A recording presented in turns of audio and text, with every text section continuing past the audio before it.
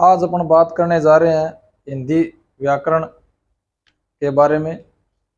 शुरुआत से लेंगे संज्ञा। अपना तो हमेशा किस तरह से परीक्षा की दृष्टि से महत्वपूर्ण बातें करेंगे और संज्ञा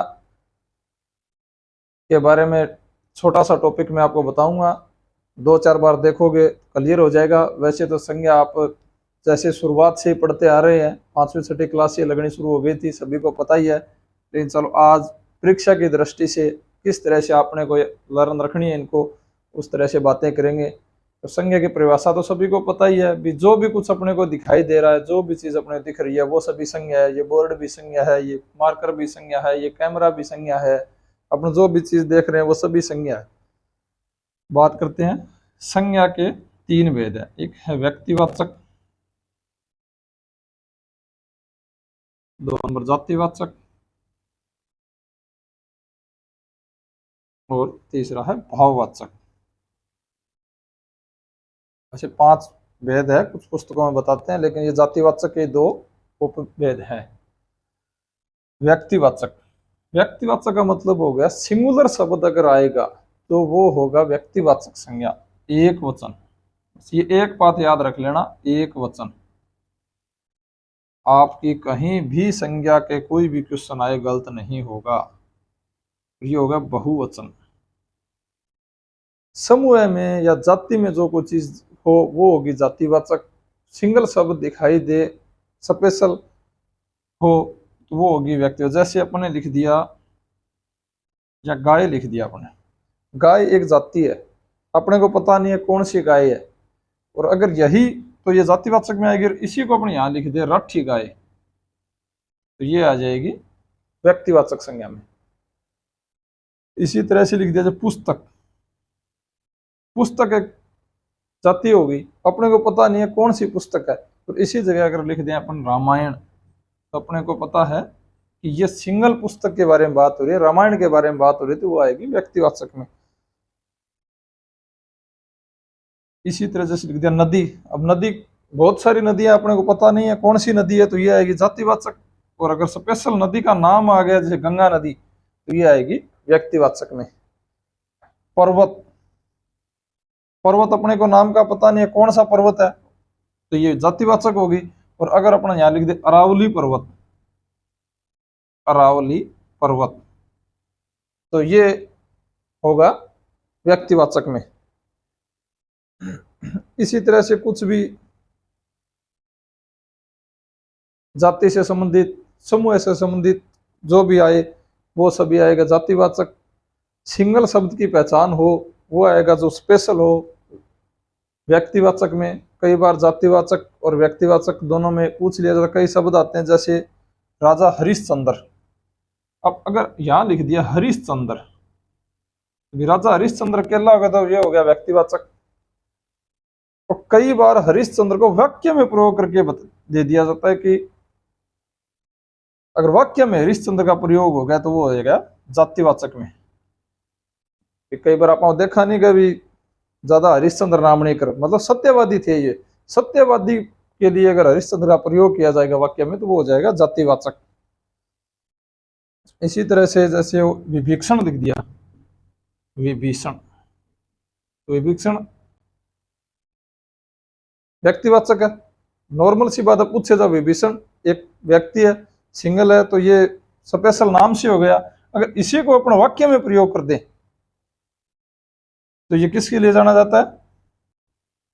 उसी तरह से अगर यहाँ इसको विभीषण का वाक्य में प्रयोग कर दिया जाए, तो आजकल तो बहुत से विभीषण देखे हैं, परिवारों में विभीषण है, मतलब भाई भाई की नहीं बन रही, तो ये भाई की न बढ़ते हुए भी फेमस है ये। तो अगर विभीषण का वाक्य में प्रयोग कर लिया जाए तो वो आएगा जातिवाचक। ये काफी सारे उदाहरण हैं। इसी तरह से ये मेन बात यही है, ये जो शब्द आते हैं ना, जो वाक्य में प्रयोग होने के बाद ये जातिवाचक हो जाते हैं, सिंगल में ये व्यक्तिवाचक में होते हैं। इसी तरह के शब्द होते हैं। फिर जातिवाचक में आगे 2 भेद और आ जाते हैं। एक तो होता है द्रव्यवाचक और एक होता है इसमें, एक हो गया द्रव्यवाचक और ये भाववाचक हो गया। एक दूसरा हो गया समूहवाचक, समूहवाचक।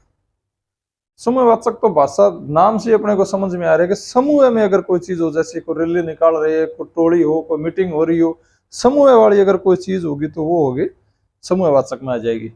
ये आसान है कोई। अब आगे द्रव्यवाचक। द्रव्यवाचक, द्रव्य मतलब 3 अवस्थाएं होती है। द्रव भी होता है इसमें, ठोस भी होता है और गैस भी होती है और आजकल प्लाज्मा भी होती है। तो इसमें चारों चीजें आती है। द्रव्यवाचक संज्ञा में वो चीज आएगी जिसको हम गिन नहीं सकते, जिसकी अपन गिनती नहीं कर सकते, वो आएगी द्रव्यवाचक में।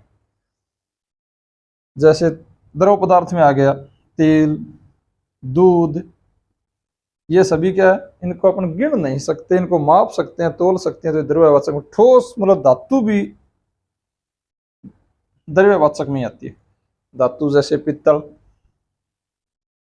सोना, इनको हम गिन नहीं सकते, माप सकते हैं, तोल सकते हैं, तो ये क्या आएगी, द्रव्यवाचक संज्ञा में आएगी।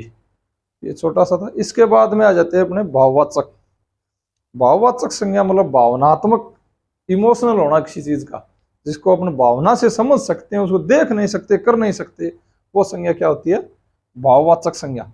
तो भाववाचक संज्ञा में मुख्य कई बातें होती है। जैसे भाववाचक क्या, मित्र, अपना कोई मित्र है, अपन जानते हैं ये अपना मित्र है, लेकिन मित्र के बाद उसके साथ अपना मित्रता, अब मित्रता अपन उसके साथ कैसे निभा रहे हैं वो तो अपन अनुभव ही कर सकते हैं, न कि देख सकते हैं, अनुभव ही कर सकते हैं।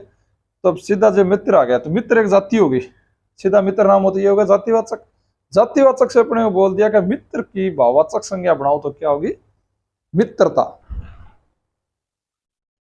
इसी तरह से मतलब कई बार परीक्षा में भाववाचक संज्ञा से संबंधित पूछे जाते हैं, जातिवाचक संज्ञा दे दी जाती है और उससे पूछा जाता है कि आप भाववाचक संज्ञा बनाएं इनकी, वहीं जाके अपन फंस जाते हैं थोड़ा सा। तो थोड़ा ट्राई करोगे 2-4 बार आप तो हो जाए। जैसे आ गया बुढ़ा, बुढ़ा लिख दे, बुढ़ा एक जाति होगी। अगर किसी मनुष्य का साथ में नाम लगा दे तो वो हो जाएगी व्यक्तिवाचक। और इस बुढ़ा से अगर अपन इसके पीछे प्रत्यय लगा दे, बुढ़ापा, ये क्या होगी, ये होगी भाववाचक संज्ञा। ज्यादातर प्रत्यय लगे हुए बने शब्द, जो शब्द बनते हैं प्रत्यय लगकर, वो भाववाचक संज्ञा के अंदर ही आते हैं। अब जैसे वकील हो गया, वकील एक जाति होगी, एक समूह हो गया। जैसे तो वकील है तो ये जातिवाचक हो गया। स्पेशल वकील का नाम दे देंगे तो ये व्यक्तिवाचक में आ जाएगा। अगर वकील के आगे अपने को ये बोल दे भी वकील जातिवाचक है, वकील की भाववाचक संज्ञा बनाओ, तो अपने क्या होगी, वकालत। इसी तरह से बस यही सब आजकल परीक्षा में जो पूछे जा रहे हैं, जातिवाचक से भाववाचक, भाववाचक से जातिवाचक, व्यक्तिवाचक से जातिवाचक। जैसे ये मुख्य मुख्य बातें यही है। ये जो हरिश्चंद्र हो गया, ये नाम होते हैं, ये वैसे तो व्यक्तिवाचक में आएंगे और वाक्य में प्रयोग होने के बाद ये जातिवाचक हो जाते हैं। और जातिवाचक के आगे फिर प्रत्यय लगा देने के बाद में ये भाववाचक में परिवर्तित हो देती हैं। ये इनकी मुख्य बातें हैं। शब्द बहुत होते हैं, अपने हिसाब से प्रयोग करते रहो, देखते रहो, 2-4 बार वीडियो देखे ट्राई करना। आजकल हर तरह की बुक में ये चीजें दी हुई है, तो आप करोगे ट्राई तो ये ऐसी बात नहीं है कि भूलने वाली बात हो। तो मैं आशा करता हूँ कि संज्ञा से संबंधित आपको किसी तरह की संकोच मन में नहीं होगी। अगर ये मेरी बताई गई जानकारी आपको अच्छी लगे परीक्षा की दृष्टि से, तो मेरे चैनल को लाइक, शेयर और सब्सक्राइब करें। धन्यवाद।